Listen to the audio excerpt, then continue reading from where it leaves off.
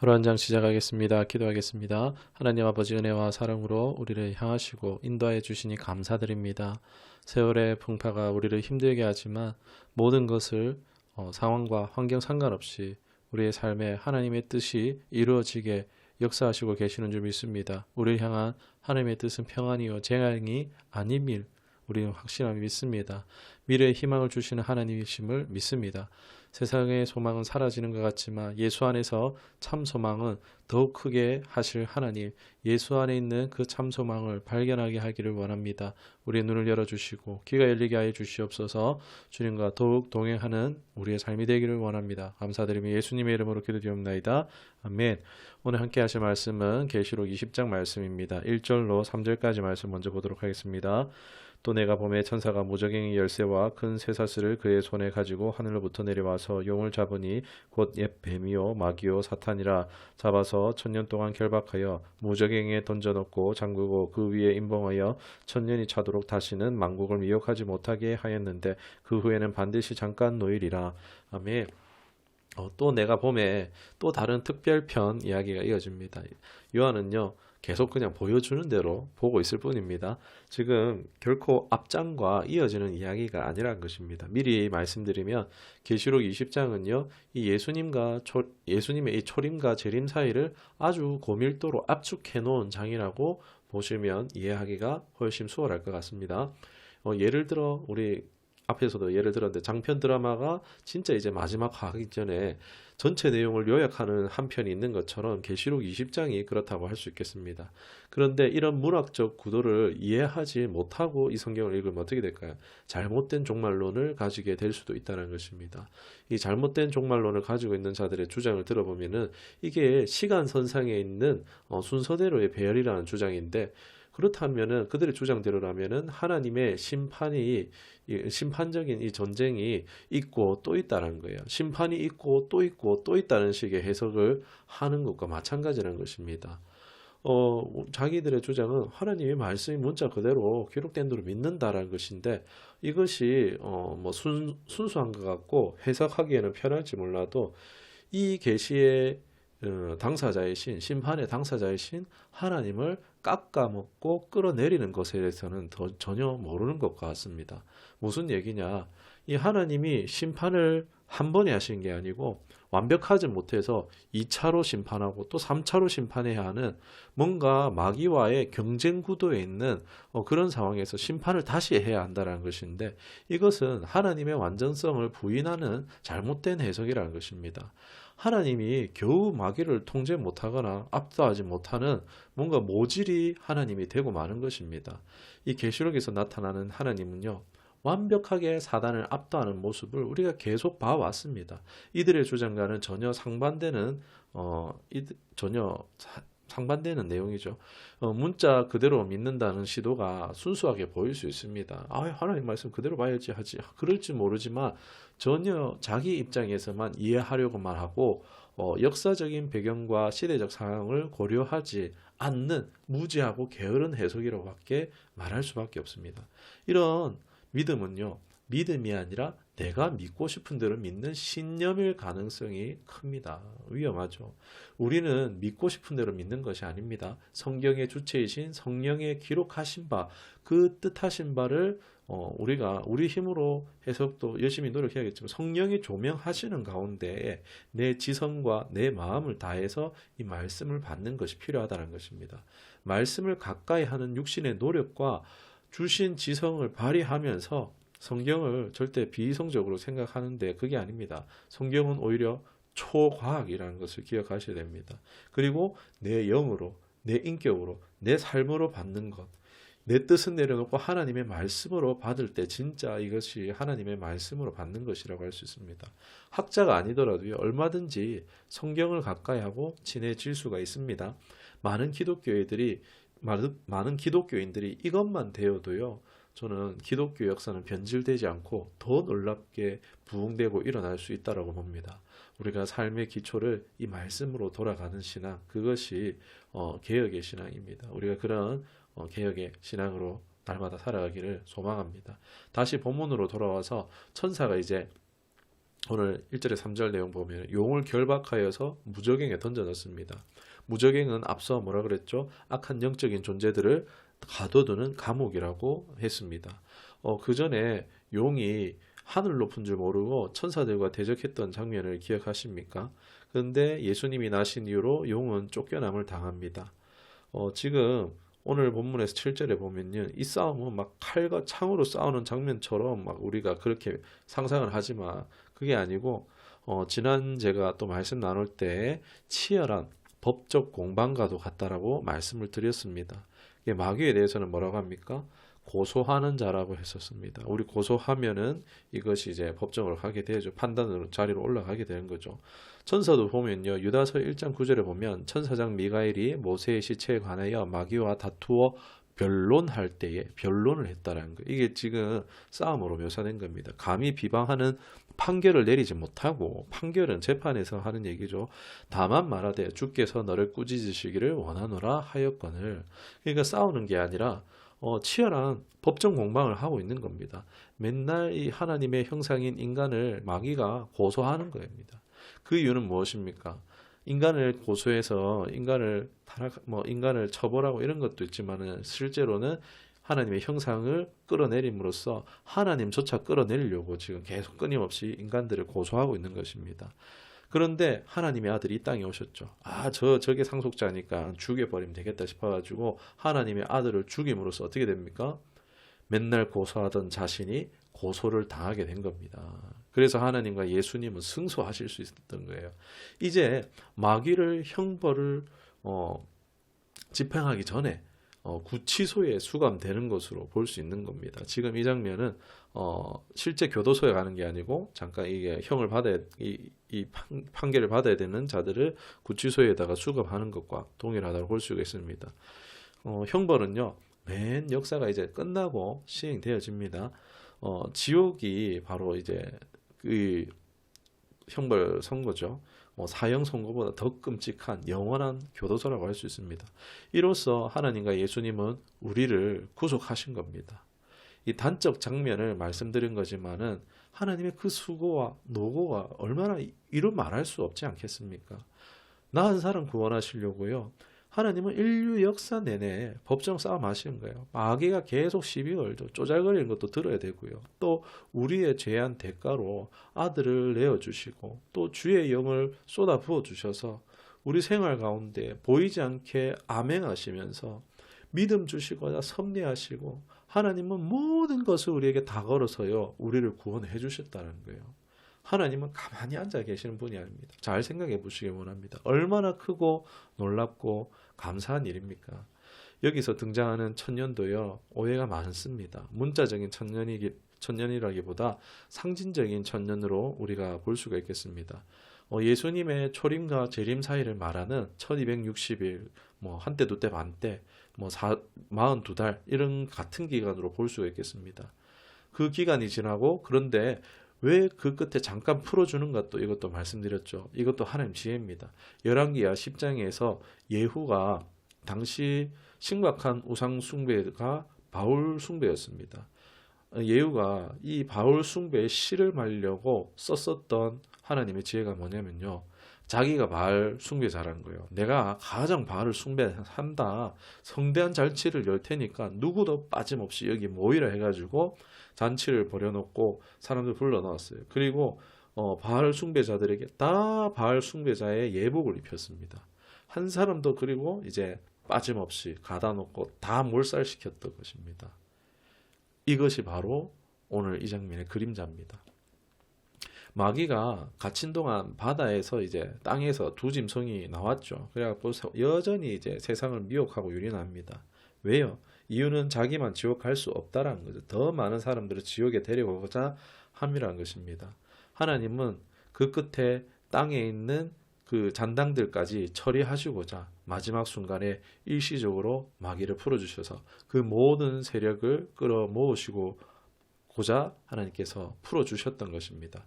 그리고는 이제 잔당까지 싸그리 영원한 형벌에 다 던져 넣는 것입니다. 하늘의 놀라운 지혜를 찬양하지 않을 수가 없습니다. 4절에서 6절의 말씀을 보시도록 하겠습니다. 또 내가 보자들을 보니 거기에 앉은 자들이 있어 심판하는 권세를 받았더라. 또 내가 보니 예수를 증언함과 하나님의 말씀 때문에 목배임을 당한 자들의 영혼들과 또 짐승과 그의 우상들에게 경배하지 아니하고 그들의 이마와 손에 그의 표를 받지 아니한 자들이 살아서 그리스도와 더불어 1000년 동안 왕노릇을 하니 그 나머지 죽은 자들은 그 천년이 차기까지 살지 못하더라. 이는 첫째 부활이라.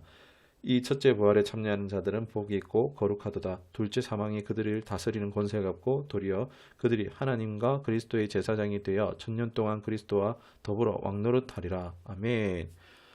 여기 보면은 종말론이 갈리는 부분 중에 큰 부분이 바로 이 천년왕국에 대한 부분입니다. 예수님과 함께 세상을 1000년 동안 다스린다라는 굉장히 매력적인 내용이죠. 여러분 기대되지 않으십니까?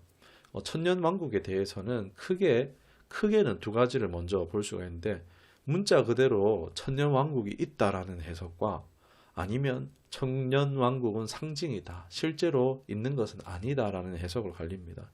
여러분 생각에는 어떠신 것 같습니까? 이건 상식 수준으로 그냥 알고 계시면 좋을 것 같습니다. 이 천년왕국설에는 전천년설, 후천년설, 무천년설이 있습니다. 전천년설과 후천년설은요, 실제로 문자 그대로 천년왕국이 실현된다는 것이 봅니다. 뭐 그 천년이 천년이냐 아니면은 상징적인 몇 년이냐 뭐 이런 것은 차비가 조금 있긴 하지만요, 실제로 이 땅에 문자 그대로 천년왕국이 실현된다라는 걸 보는 것이 전천년과 후천년설입니다. 먼저 전천년설은요, 1000년 전에 예수님의 재림이 있다. 그러니까 전천년은 천년 왕국 전에 예수님의 재림이 있다라는 것입니다. 이렇게 외우시면 좋아요. 예수님이 이 땅에 오셔서 1000년 동안 같이 다스린다라는 것입니다. 재림하셨는데 1000년 동안 같이 다스린다는 해석입니다. 그리고 이제 1000년이 지나면은 심판이 있다. 뭔가 어색하죠. 그동안 죄와 슬픔은 계속 있는데 뭔가 앞뒤가 맞지 않습니다. 그리고 후천년은요, 1000년 후에 예수님의 재림이 있다는 겁니다. 후천년은 1000년 후에 예수님의 재림이 있다는 것입니다. 이 1000년 동안 뭐 문자적이든 상징적이든 간에 복음으로 승리하여서 정치, 경제, 문화, 교육 모든 분야가 복음으로 승리하여서 태평성대한다는 겁니다. 태평성대하고 있다가 예수님이 그때 오신다는 거예요. 그런 날이 올까요? 참 그랬으면 좋겠다 싶습니다. 그런데 우리는요, 무천년설을 믿습니다.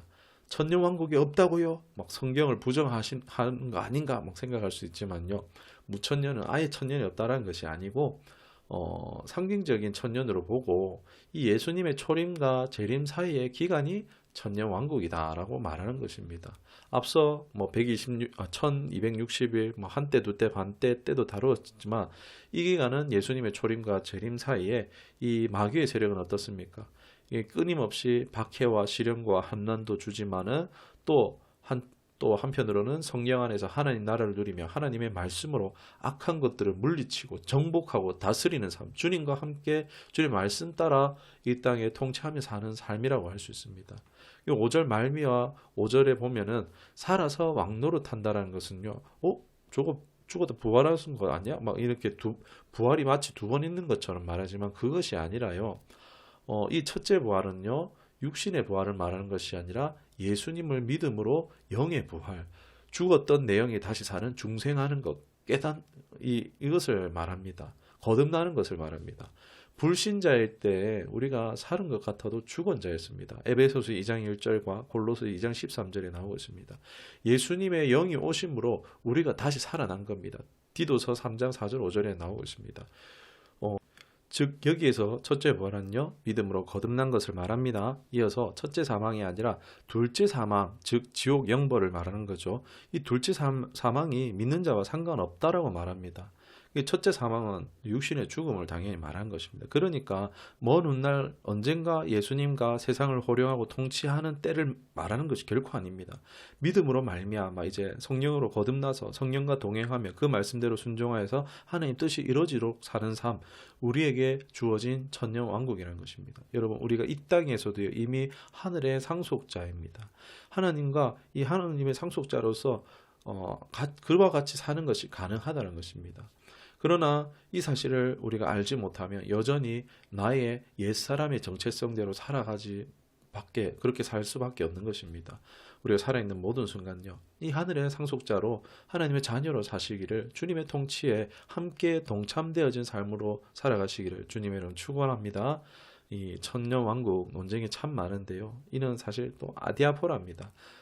펠라어로 별로 대수롭지 않다라는 뜻인데, 이런 걸로 우리가 예수 믿는 사람들이 싸우면 안 되겠죠. 그때 우리 외치는 것이 아디아포라입니다. 이것이 그래도 어떻게 살아가는 방향성을 또 제시하고 있기 때문에 우리가 뭘 믿는가, 그것은 자유일 수 있지만 그것이 우리의 삶을 어떻게 인도하는가는 좀 다르게 나타날 수 있겠습니다. 그래서 바르게 믿는 것이 중요하겠습니다. 7절에서 15절까지 보겠습니다. 천년이 참에 사탄이 그 옥에서 놓여 나와서 땅의 사방 백성 곧 곡과 마곡을 미혹하고 모아 싸움을 붙이리니 그 수가 바다의 모래 같으리라. 그들이 지면에 널리 퍼져 성도들의 진과 사랑하시는 성을 두름에 하늘에서 불이 내려와 그들을 태워버리고 또 그들을 미혹하는 마귀가 불과 유황못에 던져지니 거기는 그 짐승과 거짓 선지자도 있어 세스토록 밤낮 괴로움을 받으리라. 또 내가 크고 흰 보좌와 그 위에 앉으신 이를 보니 땅과 하늘이 그 앞에서 피하여 간데 없더라.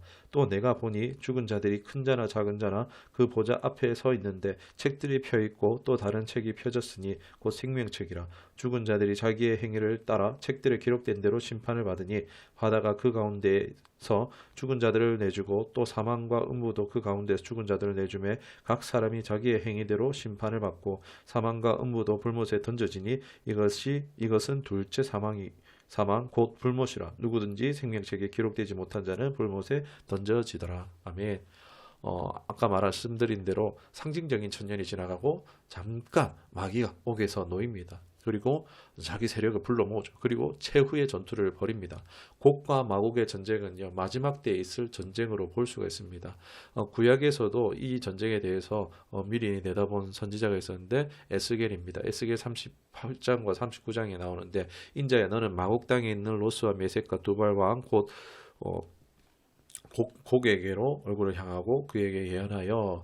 그러니까 여기서도요, 여호와의 날을 다루고 있습니다. 이제 주의 날을, 우리는 또 주의 날이라고 하는데, 이 구절을 모티브로 삼은 거나 아니면 관련된 말씀이 뭘 우리가 얼마든지 알 수 있습니다. 여기서 마곡이요, 지도상에 아무래도 지금 러시아 근방, 우크라이나 이 지역이 근방으로 보기에요, 지금 이 말씀을 잘 아시는 목사님들이나 신학자들은요, 현재 지금 일어나고 있는 전쟁에 대해서 상당히 민감하게 예의주시하고 있습니다. 이 전쟁이 막 마지막 전쟁이다, 막 이렇게 보다도요, 뭔가 도화선 또는 이 마지막 전쟁의 때 이제 초읽기 준비 단계에 들어갈 수도 있겠다라고 보는 것입니다. 아직까지는 아니지만요, 뭐 말씀대로라면 러시아가 몇 나라들을 더 이제 세력을 넓히고 난 뒤에 뭐 일어날 것으로 보기도 하는데, 아무튼 곡과 마곡의 전쟁은요, 777 재앙의 심판에서 전쟁이 계속 나왔었죠. 계시록 16장 16절에도 아마겟돈 전쟁과 연관이 깊다라고도 할 수 있습니다.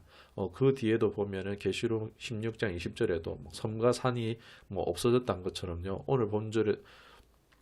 오늘에서도 보면은 11절에 보면은 땅과 하늘이 없어졌습니다. 이를 볼 때 이 전쟁이 어떻게 보면은 동일한 전쟁 후에 나타나는 이 동일한 현상이라 볼 수 있겠죠. 또 계시록 17장에 보면은 바벨론의 멸망을 다루는 장에서 그 말미에 음녀와 짐승이 서로 분열해서 싸우는 것을 볼 수 있었습니다. 이제 막 분열해서 싸우는 거죠. 이와도 상당히 연관이 있다라고도 볼 수 있습니다. 지금 어떻게 보면은 러시아가 저렇게 한 거는 중국을 또 믿고 있을 수도 있습니다. 중국의 이 시진핑을 믿고 뭐 이렇게 할 수도 있는 부분들이 없지 않아 있습니다. 이게 중러가 아주 친밀한 모습을 보여주고 있으나 결국에는 어떻게 됩니까? 서로 미워하고 죽이게 되어질 수도 있다는 것입니다. 얼마든지 서로 자멸할 수도 있다는 것입니다.